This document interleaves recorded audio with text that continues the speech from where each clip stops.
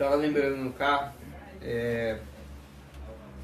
ontem eu comentei no grupo pequeno que a gente teve também lá na casa do Juninho, né? Sobre um acontecimento que acontece, né, que tem ali na história do livro das Crônicas de Nárnia. Não sei se vocês conhecem, do C.S. Lewis. E eu me lembrei de outra hoje que é muito interessante sobre isso.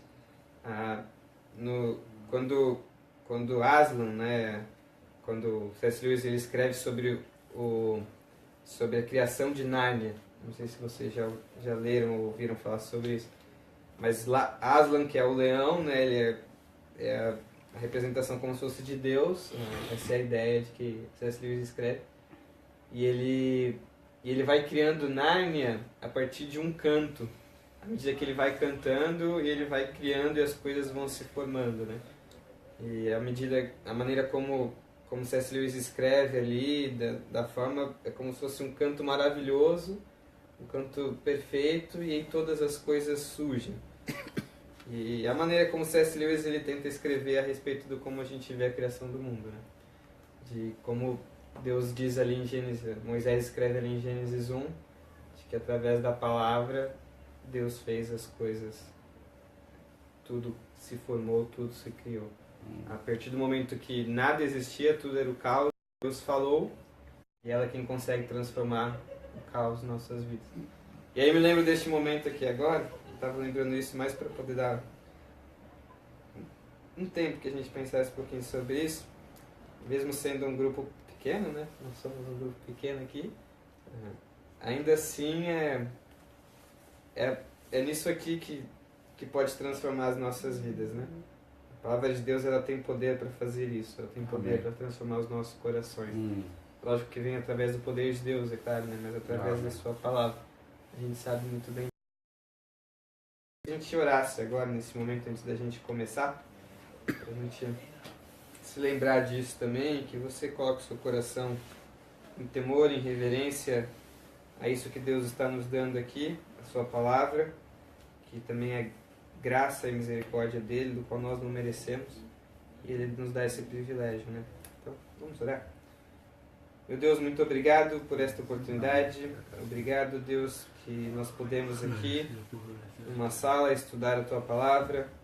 Sabemos que o Senhor pode nos transformar, o Senhor pode fazer com que nós nos parecemos mais com Cristo através da sua palavra sendo pregada aos nossos corações, sendo estudada por nós aqui.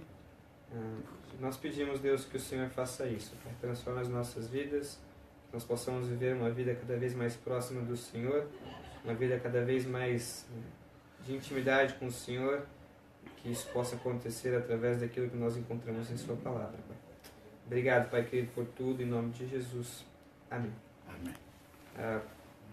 A gente está aqui no Japão já uma semana e um pouquinho mais de um dia, praticamente. Rápido, né? A gente chegou na quarta da semana passada pela manhã, né? Então já passou um tempinho. Mas a experiência do qual a gente tem tido aqui está sendo bem corrida, né? A gente, até falei pro meu pai que a gente tem que um dia parar para ficar em casa, né? Porque a gente tá saindo toda hora. Então uma hora que a gente não vai aguentar mais, porque tá corrida. Mas a experiência, que é algo que muito se repete, dependente daquilo que nós vamos fazer, é no momento antes de sair de casa, né? A gente sempre se pergunta, cadê meu passaporte? Porque a gente tem aquela que é o nosso único documento aqui, né? E a gente sempre leva ele aqui, né, para tudo quanto é canto. O meu é novinho, porque eu tirei para vir para cá, na realidade, né? Tirei no finalzinho do ano passado, eu não tinha. Mas eu acho muito interessante do passaporte, porque ele vai dizer algumas coisas sobre mim, né? Acredito que vocês tenham de vocês também. Mas no meu aqui, ele tem meu nome, minha data de nascimento, tem o nome dos meus pais, tem o número que talvez se alguém jogar em algum sistema que deve estar aí, pode encontrar muita coisa sobre mim, né? Ou seja, talvez neste documento aqui, só com isso aqui as pessoas podem saber quem eu sou. Lá no Brasil a gente tem outros documentos que falam sobre isso e tudo mais. Mas eu acho interessante porque tudo está aqui, né? Quem eu sou está aqui. Mas a pergunta que talvez fica diante disso é, será que tudo que eu sou realmente está neste documento? Será que essa é a minha verdadeira identidade? Será que falta alguma coisa para dizer aqui sobre quem eu realmente sou? Será que apenas um documento pode dizer quem eu sou? O ponto é que nós, como cristãos, nós entendemos que a nossa identidade não é só um documento, não é só um nome, não é só os nossos pais, o nosso trabalho, é algo muito maior. É o fato de nós termos um relacionamento com este Deus, o fato de nós entendermos que Ele nos fez filhos dele, e fazemos e entendemos que aquilo que Paulo fala lá em Gálatas, né, que não somos mais nós quem vivemos, mas é Cristo quem vive em mim. Então a nossa verdadeira identidade é muito mais do que um nome, é muito mais do que um documento que vai ter um registro ali, um número, mas é realmente a pessoa de Cristo Jesus. O ponto é, como nós conseguimos mostrar isso então?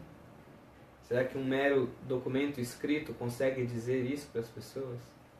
Ainda mais talvez aqui num contexto que vocês conhecem ainda muito mais, mas aquilo que meus pais têm passado para mim, né, sobre o Japão.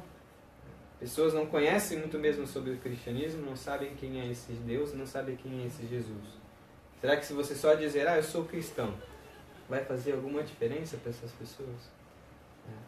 No Brasil não tem feito. Na verdade, no Brasil, se você diz que é cristão, só por dizer, ou até mesmo assim, existe um grande número de cristãos. Diversidade de religiões. E até mesmo por causa disso, às vezes dá até vergonha de dizer que é cristão por causa da bagunça que tem sido lá. Então, como que nós conseguimos mostrar, então, diante disso? Eu queria que vocês abrissem comigo, para a gente pensar um pouquinho sobre isso. Um dos meus livros prediletos, porque eu gosto muito dessa história, mas é o livro de Daniel. Daniel, a gente vai ver ali capítulo 1. A gente vai dar uma olhadinha. Daniel, o capítulo inteiro que a gente vai ver. Põe dentro, né? Daniel capítulo 1. Depois se queda aqui em Japão. Versículo 1 até o versículo 21 que a gente vai ver, né? Mas aqui que a gente vê, principalmente no versículo 1 e 2, ele mostra um pouquinho do contexto daquilo que está acontecendo aqui na situação da história. Alguém lê para mim, por favor, esses dois versículos? Vamos a leer. Daniel y sus compañeros en Babilonia. A ver si entiende. En el año tercero del reinado de Joacim, rey de Judá, vino Nabucodonosor, rey de Babilonia, a Jerusalén y la sitió. Y el Señor entregó en sus manos a Joacim, rey de Judá, y parte de los utensilios de la casa de Dios. Y los trajo a tierra de Sinar, a la casa de su Dios, e colocou os utensílios na casa do tesouro de su Deus. Então o que está acontecendo mais ou menos aqui na história é que, principalmente há um tempo atrás, bem antes ainda do que tinha acontecido, o povo de Israel ele foi dividido em dois. Por isso que vocês tenham isso na mente de vocês, pelo Reino do Norte e o Reino do Sul. O Reino do Norte foi conhecido como Israel, onde tinha sua capital Samaria, e o Reino do Sul ficou ali como judeus, o Judá, e a capital era Jerusalém. E depois disso, então, em Judá ainda tivemos alguns reis bons, mas em Israel não tivemos nenhum rei que tinha sido bom. E por causa disso, por causa muitas vezes dos reis ruins, que eram reflexo também de como o povo era, de um povo que se divertia com a idolatria, se divertia com as imoralidades que a idolatria muitas vezes trazia. E diversas vezes a gente vê os profetas prometendo ao povo que se eles não continuassem, se eles continuassem da maneira como eles estavam, que Deus os castigaria. Se eles continuassem da vida como eles viviam, ou Deus daria a eles algo que eles perderiam como principal bênção que Deus tinha dado a eles, a sua própria terra. E a gente vê que na história vai contando então que Israel, o reino do norte, então, ele é destruído e nunca mais se tornou Israel no sentido de que era antes. E então mais o povo Judá, por ter sido ainda um povo que tiveram alguns reis bons, ainda conseguiu de certa forma manter-se e foi levado então pelo rei Nabucodonosor, rei da Babilônia, para ser levado como exílio, como cativo. Então o contexto mais ou menos o qual a gente vê aqui é um povo de total infidelidade, um povo que não está buscando a Deus e está sendo castigado por Deus para ser levado para o exílio, para ser levado para ser castigado por Deus, onde eles ficaram 70 anos, e nesses 70 anos Deus não falou com o povo. Nesses 70 anos Deus ele simplesmente deixou o povo viver ali, entre aspas, abandonou o povo não pôde mais conhecer a Deus de intimidade com Deus. E aí, então a gente vê aqui que existe uma questão de, entra então aqui na história, esse evento. O povo é levado para ser, entre aspas, cativos. Eles foram colocados talvez como escravos, mas ainda era uma escravidão, de certa forma, não como a gente vê o que seria do Egito. Eles poderiam ter a vida deles tranquilos, só eles não deveriam estar debaixo do domínio do rei Nabucodonosor. Poderiam cultuar os seus próprios deuses, tanto que foi nessa situação em que Judá abandonou todos os ídolos. Continuou, aí se tornou uma religião totalmente monoteísta, né? Que só tinha o próprio Deus como eles ali, em que eles só cultuavam a Deus. Mas ainda era uma situação difícil, porque eles não podiam ter aquilo que eles tinham como principal bênção de Deus, que era a sua própria terra. E então a gente vê que na história aqui de Daniel, acontecendo diante disso, então, nessa situação que a gente vai ver então esses homens aparecendo aqui, então.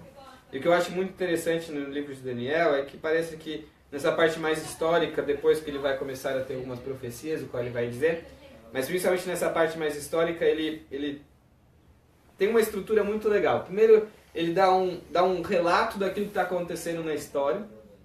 Depois ele diz uma reação de Daniel e seus amigos, e depois o resultado dessa reação, o que aconteceu. E é interessante, algo que eu acho muito legal, é que parece que praticamente em todos os capítulos de Daniel está sendo colocado à morte. Em todos os capítulos de Daniel, Daniel ou seus amigos, eles são colocados ali, olha, se vocês fizerem tal coisa, se vocês não fizerem tal coisa, se tal, talvez vocês vão morrer, vocês vão ser jogados na fornalha, como a gente vê no capítulo 3, ou seja, uma tensão aqui. É uma situação difícil para ele. E aí então a gente vê aqui o que aconteceu aqui na história diante disso, a partir do versículo 3 até o versículo 7. Alguém pode ler esses 4 versículos para mim? Disse o rei a Aspenaz, chefe dos seus eunucos, que trouxesse algum dos filhos de Israel, tanto da linhagem real como dos nobres, jovens sem nenhum defeito, de boa aparência, instruídos em toda a sabedoria, doutos em ciência, versados no conhecimento e que fossem competentes para assistirem no palácio do rei e eles ensinassem a cultura e a língua dos caldeus. 5, até o 7.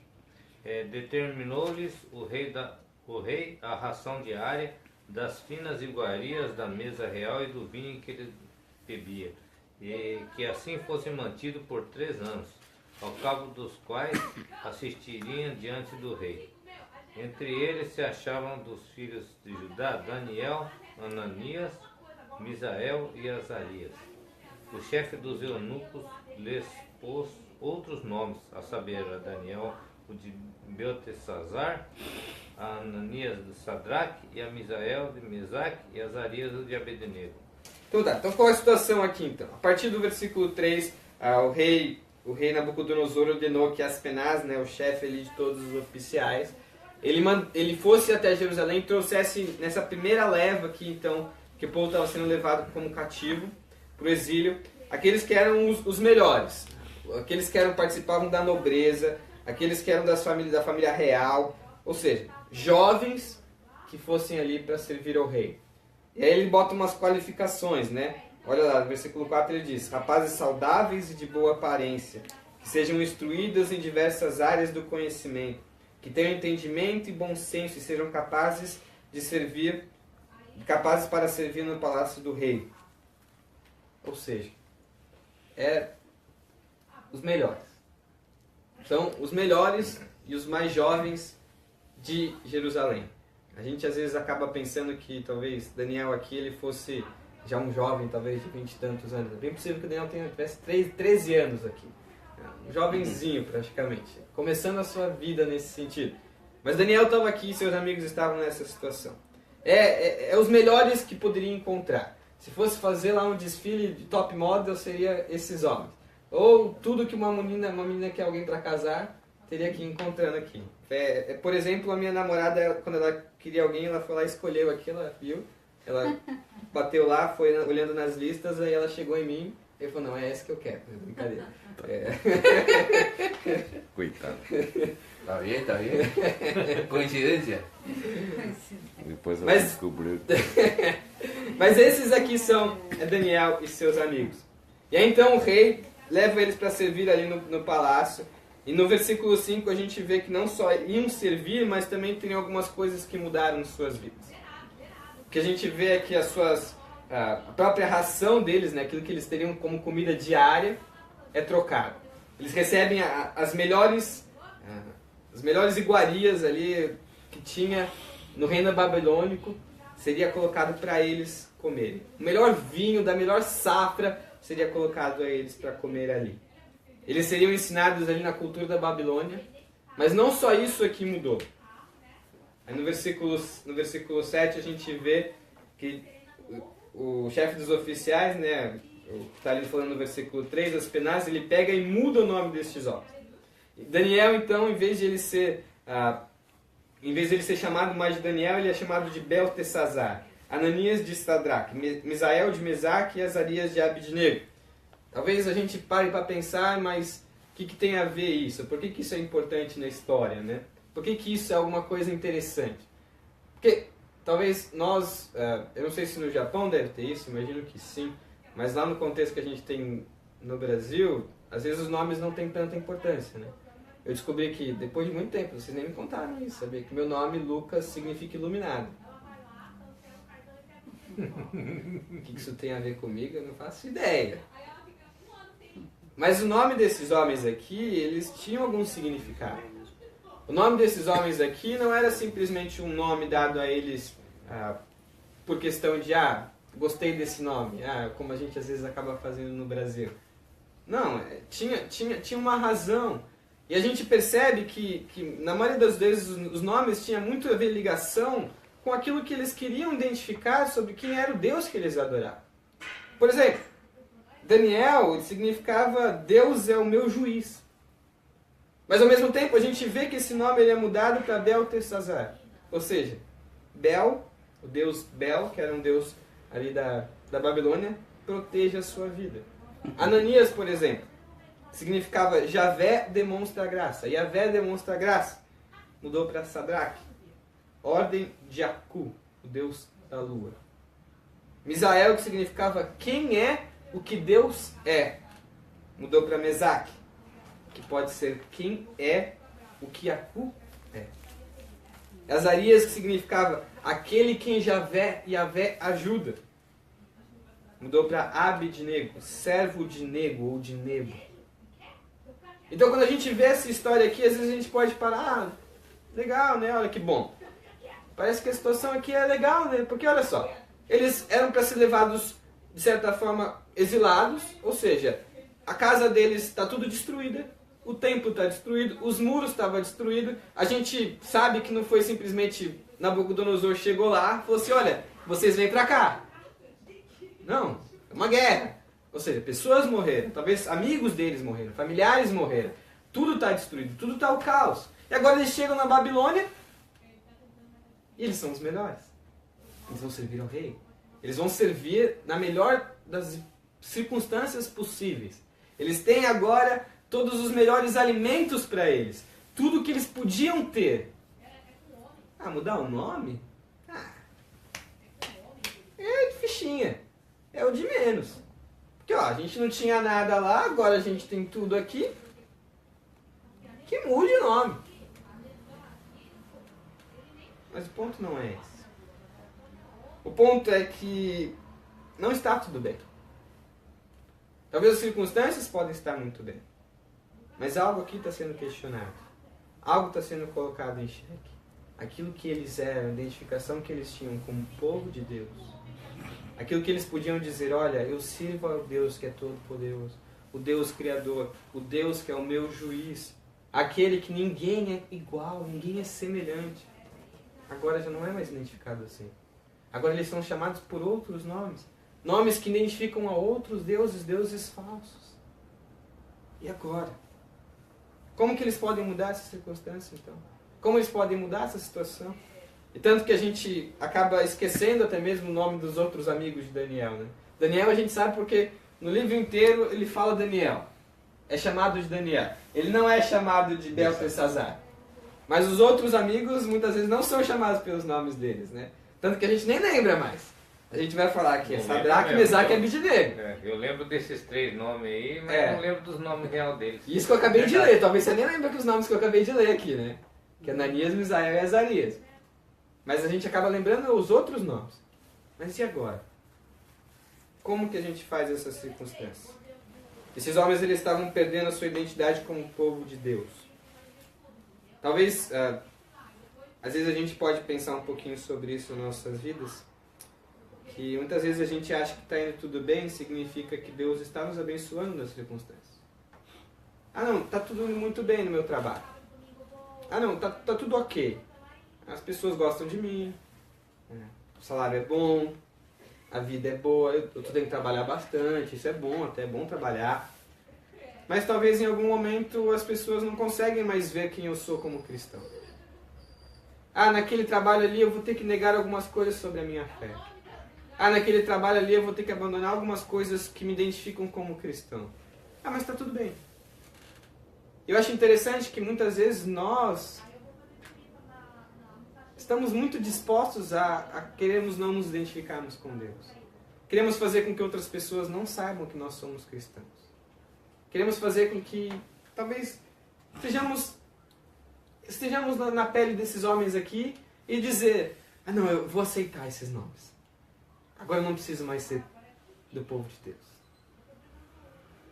Mas é interessante porque esses homens não estão dispostos a isso.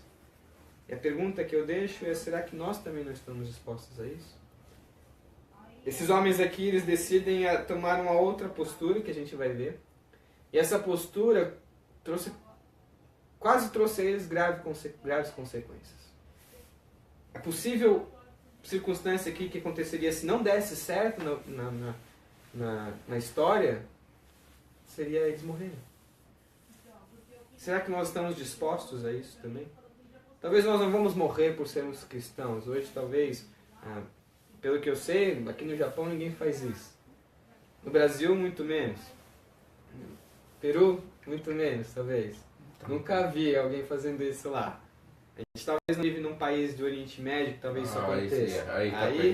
Aí seria talvez algum desses países perseguidos que a gente vê. Mas talvez a gente perca amigos.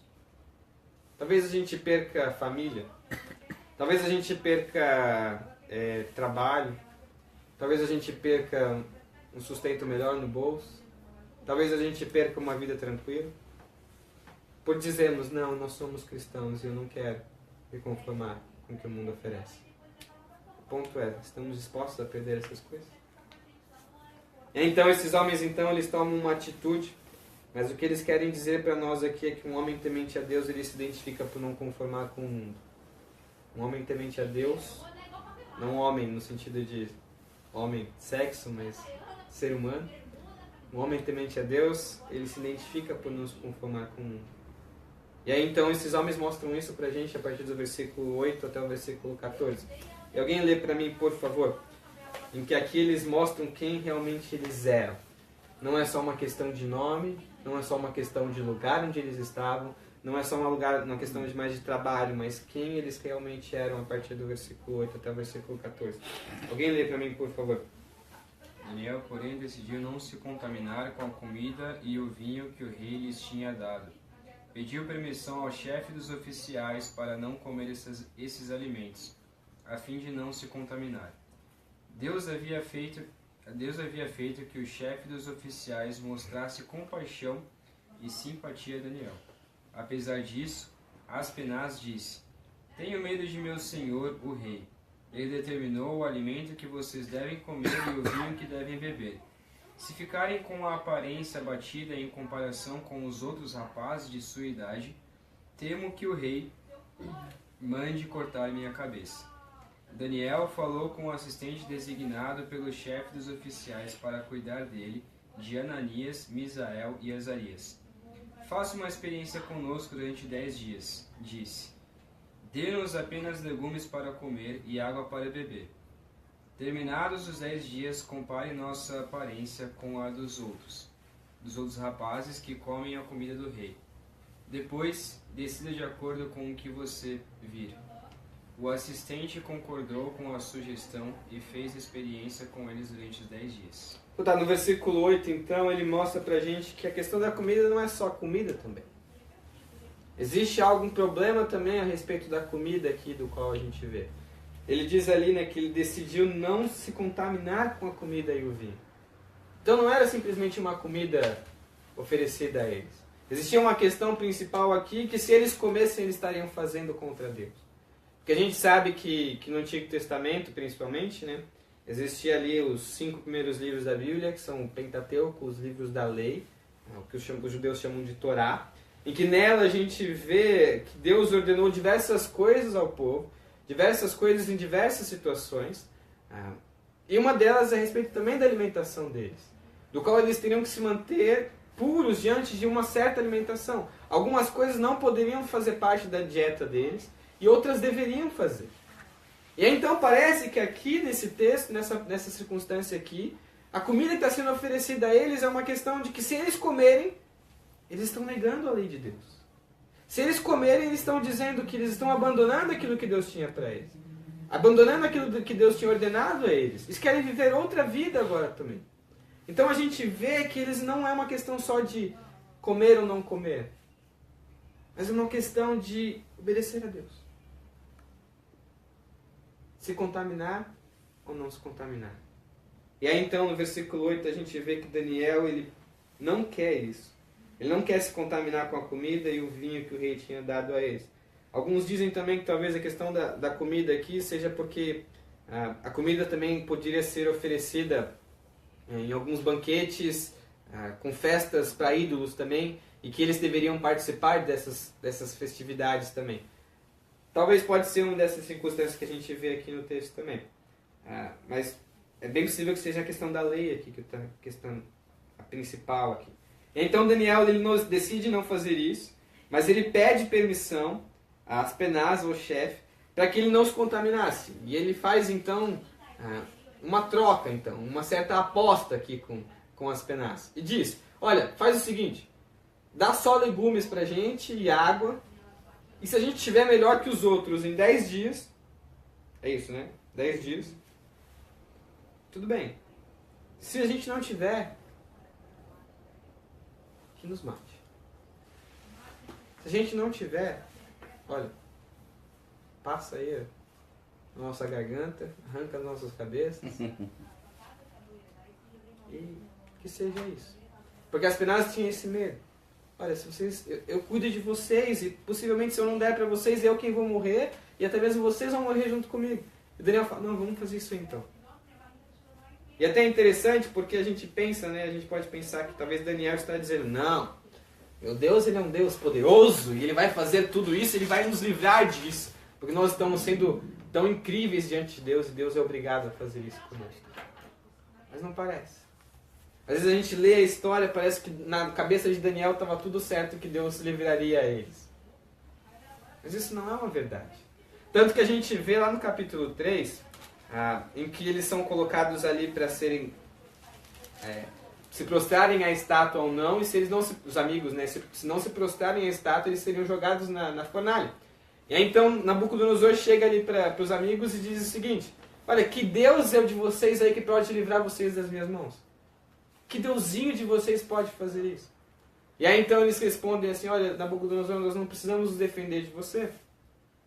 Porque o Deus a quem nós servimos, ele é capaz de nos livrar sim de suas mãos. Mas, mesmo se ele não o fizer, ainda assim, nós não vamos nos prostrar. E o que a gente vê aqui é que Daniel e seus amigos eles estão dispostos sim a morrer. Eles estão dispostos, sim, a deixar com que, talvez se Deus não os abençoasse, talvez se Deus não fizesse com que eles estivessem melhores depois de 10 dias. Daniel aqui ele não fez nutrição para saber se as verduras seriam melhor ou não. Ele está disposto. Se acontecer, aconteceu. Se a gente não tiver melhor, que seja. Mas o ponto é que a gente não vai se contaminar. Ele espera, com certeza, que Deus abençoe a vida dele. É claro que ele faz isso. Ele tem esperança num Deus que é misericordioso, que um Deus que é poderoso para fazer isso. Claro que sim. Mas mesmo que não faça, tudo bem. Porque ele não sabe realmente o que é a vontade de Deus diante dessa circunstância.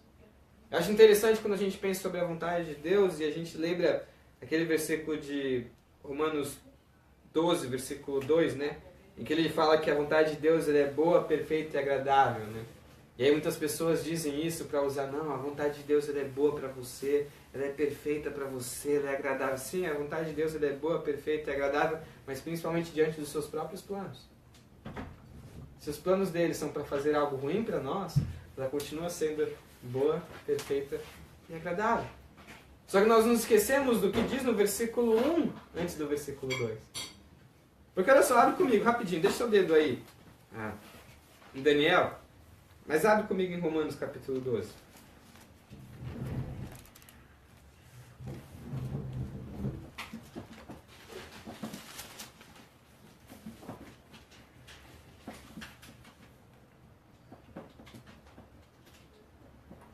Eu falei do versículo 2, na verdade, mas eu estava falando do versículo 1, a segunda parte do versículo 1.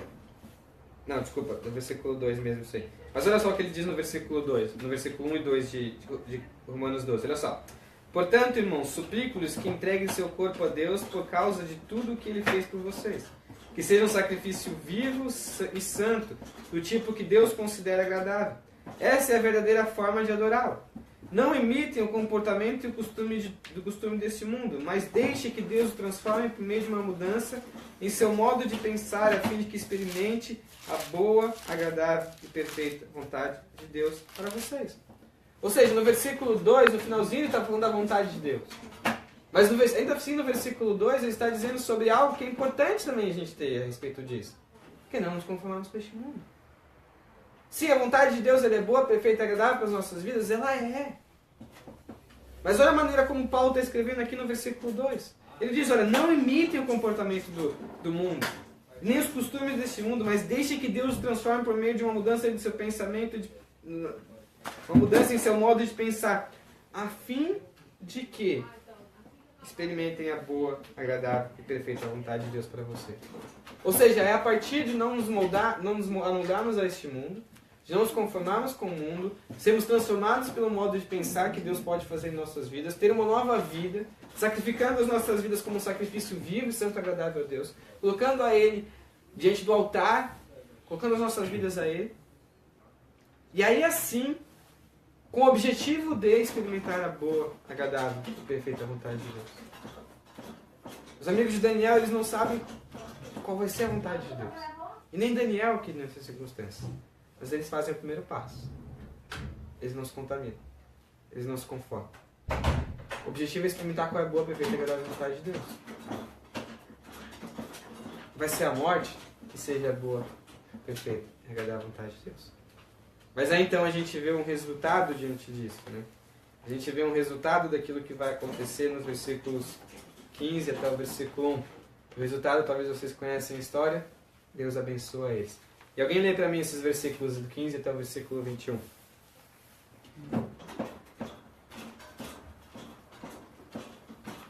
Quer que eu leia?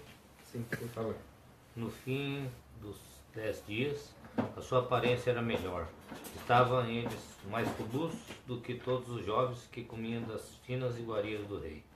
Com isto, o cozinheiro-chefe tirou deles as finas iguarias e o vinho que deviam beber, ele lhes dava legumes. Ora, a esses 4 jovens Deus deu o conhecimento e a inteligência em toda a cultura e sabedoria, mas a Daniel deu inteligência em todas as visões e sonhos. Vencido o tempo determinado pelo rei, para que os trouxesse, o chefe dos eunucos os trouxe à presença de Nabucodonosor. Então O rei falou com eles, e entre todos não foram achados outros como Daniel, Ananias, Misael e Azarias. Por isso passaram a assistir diante do rei. Em toda a matéria de sabedoria e de inteligência, sobre o que o rei lhes fez perguntas, os achou 10 vezes mais doutos do que todos os magos e encantadores que havia em todo o seu reino. Daniel continuou até o 1º ano do rei Ciro. Passou os 10 dias então, eles estão melhores. Talvez é uma dica pra gente aqui, né? Pra gente começar a comer salada, né? Talvez eu vou emagrecer bastante, tô precisando, né? Né, pai? Quem sabe, né? Mas hoje não vai dar, não. Mas passou os 10 dias, eles estão ainda melhor. Não só isso, a gente vê no versículo 17, dizendo que Deus concedeu a esses 4 rapazes a sabedoria a eles. Para Daniel deu a possibilidade ali, deu a capacidade a ele de interpretar sonhos e visões, do qual é importante durante a história nessas circunstâncias. E ao término então desse treinamento deles, esses homens estão ainda melhores do que todos os outros. E aí Daniel ele permanece ali em todas as circunstâncias. A gente vê que o resultado disso é que Deus abençoa eles. Deus abençoa esses homens por terem rejeitado a comida do rei, por eles se mostrarem, identificarem quem eles eram, não apenas de nome, não apenas pelo nome que eles estão tomando novo, mas por aquilo que eles são, por não se contaminarem com o mundo. Olha, nós somos servos do Deus vivo, nós somos servos deste Deus verdadeiro, que não existe outro Deus. Nós somos sim servos desse. Uma das formas que a gente vai fazer, a gente não vai fazer isso que a gente está mandando. Se vai morrer, que beleza, que morramos. Mas Deus não fez isso a eles. Deus abençoa eles. Deus usa eles até, principalmente Daniel, até o reinado do rei Ciro ali, para fazer aquilo ali, servir a Deus através dessas circunstâncias. Esses homens eles tiveram a oportunidade de mostrar quem eles realmente eram, através de uma vida de não se conformar com o mundo. E Daniel então tem essa oportunidade ainda por mais tempo, no qual a gente vê. Porque eles sabem que um homem temente a Deus, ele se identifica por não se conformar com o mundo. Ponto de nós a respeito disso. Queria que a gente pensasse um pouquinho sobre isso então. Talvez a gente vai pensar um pouquinho sobre as nossas vidas e muitas vezes a gente tem uma vida cristã apenas de nome. Uma vida cristã que talvez é só de algo de Facebook muitas vezes, né? Só para as pessoas saberem que nós somos cristãos. Quando que na realidade não existe uma vida coerente com o cristianismo. Quando que na realidade a nossa vida ela é uma vida totalmente longe daquilo que o cristianismo diz. Ou seja, é uma vida sem fé, é uma vida que talvez tenha uma certa fé, diz ter uma certa fé, mas a vida ela não combina com essa fé. Estes homens estão mostrando aqui para nós e mostrando que nós devemos ser que nem eles. Uma questão de que a nossa vida ela é compatível. Mesmo quando talvez todo o resto do povo não é fiel mais. Mesmo quando talvez todo o povo está sendo castigado por sua infidelidade. Estes homens permanecem sendo fiéis. E talvez a gente pensar um pouquinho também a respeito disso, quando a gente pensa sobre essa história, que a vida cristã ela precisa muitas vezes de coragem também. Coragem de, às vezes, estar disposto a sofrer e perder algumas coisas. Talvez de perder relacionamentos, como eu disse, perder trabalho, perder dinheiro. Mas a pergunta é, estamos dispostos? E também não é só porque tudo está bem que Deus está nos abençoando. Pode ser que muitas vezes nós é que estamos negligenciando e abraçando o mundo. Estamos vivendo com o mundo e aí o mundo não nos ataca mais. O ponto é que estes homens eles foram abençoados por Deus, mas eles não se conformaram com o mundo. Mas nós já sabemos que Deus nos abençoa muito mais. Através da revelação, esses homens ainda não tinham o pleno conhecimento daquilo que Deus faria a respeito de uma vida eterna. Esses homens não tinham pleno conhecimento do que aconteceria após a morte deles. Mas eles estavam dispostos a morrer. Nós, que através de Cristo, entendemos que Ele pagou o preço dos nossos pecados. Que através de Cristo sabemos que temos uma nova vida agora em Cristo Jesus. Não só uma vida terrena, mas uma vida eterna. Ou seja, se nós morrermos agora, vai ser lucro. Se nós morremos neste momento, nós vamos viver com Deus. Esses homens foram abençoados por Deus por viverem uma vida de compromisso com Ele. O ponto é que nós já fomos abençoados por Deus em Cristo Jesus. Nós já fomos abençoados e a maior bênção do qual a gente tem é através de uma vida eterna em Cristo Jesus. Será que então isso não deveria nos levar a viver uma vida de inconformidade com o mundo? Uma vida que não deveria se corromper com as coisas que o mundo oferece. Cristo Jesus fez isso através de nossas vidas e nós podemos então sermos abençoados por Ele. Nós podemos agora sermos testemunha através de uma vida de santidade. Talvez as pessoas não vão saber, como eu disse no começo, só por um registro, só por algo escrito que nós somos cristãos. É necessário que nós mostremos quem é esse Cristo através de nossas vidas.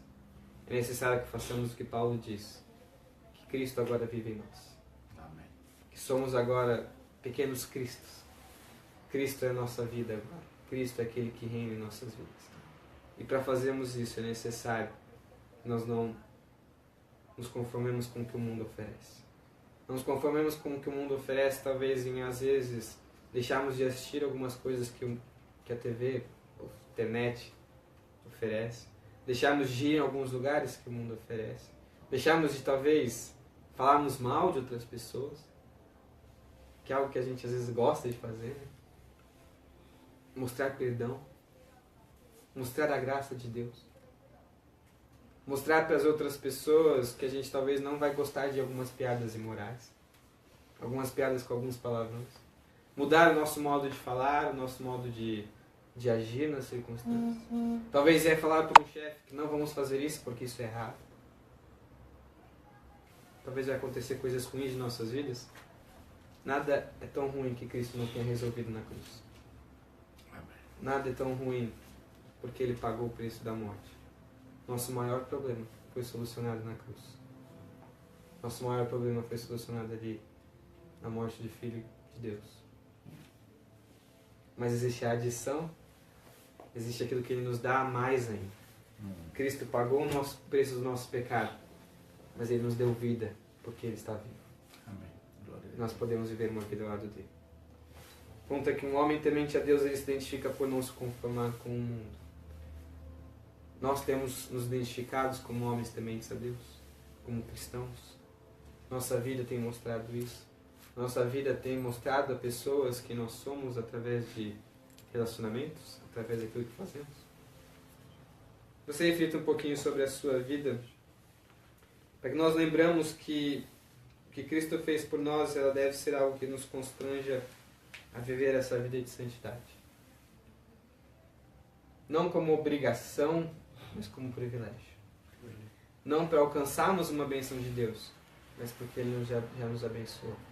Não para que nós possamos receber bênçãos, não para que nós possamos receber algo de Deus, mas porque a sua graça foi dada no Filho de Deus, naquela cruz, para que nós possamos viver dessa maneira. Um privilégio. Podemos viver uma vida de não nos conformarmos com o mundo. Daniel e seus amigos puderem experimentar isso de Deus. Nós possamos experimentar isso também. Nós possamos viver uma vida assim, dessa forma. Que Deus seja glorificado em nossas vidas. Amém. Que Deus possa ser glorificado mesmo numa circunstância que talvez ninguém mais saiba quem é esse Cristo. Que Deus possa nos usar para que pessoas conheçam esse Cristo. Amém?